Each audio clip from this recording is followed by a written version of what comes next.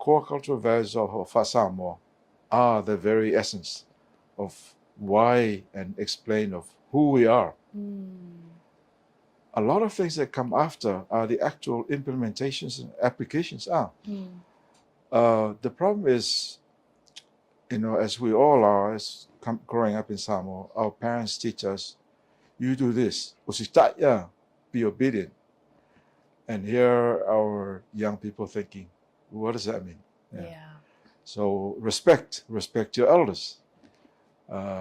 If you eat, guess what? You need to sit down. If you talk, you need to find a place where you feel comfortable and talk. If you're walking around the elders or others, walk away from them.